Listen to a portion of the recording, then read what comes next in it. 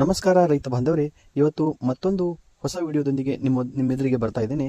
ಏನಪ್ಪಾ ಅಂತ ಹೇಳಿದ್ರೆ, ಹೈನುಗಾರಿಕೆಯಲ್ಲಿ ಮತ್ತು ಕುರಿ ಸಾಕಾಣಿಕೆಯಲ್ಲಿ ಸಾಕಷ್ಟು ರೈತರು ಇವತ್ತು ಲಾಸ್ ಅನ್ನು ಅನುಭವಿಸ್ತಾ ಇದ್ದಾರೆ. ಯಾಕಂತ ಹೇಳಿದ್ರೆ ಪೌಷ್ಟಿಕಾಂಶದ ಕೊರತೆಗಳಿಂದ ಕುರಿಗಳು, ಮೇಕೆಗಳಾಗಿರ್ಬೋದು ಮತ್ತು ರಾಸುಗಳು ಅಂದ್ರೆ ಹಸುಗಳಾಗಿರ್ಬೋದು, ಇವುಗಳ ಬೆಳವಣಿಗೆ ಬಹಳ ಕುಂಠಿತ ಆಗ್ತಾ ಇದೆ. ಯಾಕಂತ ಹೇಳಿದ್ರೆ ಸಾಕಷ್ಟು ಉತ್ತಮ ರೀತಿಯ ಫುಡ್ಗಳಾಗಲಿ ಅಥವಾ ಪೌಷ್ಟಿಕಾಂಶಯುತವಾದಂಥ ಪದಾರ್ಥಗಳ ಕೊರತೆಯಿಂದಾಗಿ ಹಾಲಿನ ಇಳುವರಿ ಮತ್ತು ಈ ಕುರಿ ಮೇಕೆಗಳ ಮಾಂಸಖಂಡಗಳ ಅಭಿವೃದ್ಧಿ ಕೂಡ ಆಗ್ತಾ ಇಲ್ಲ.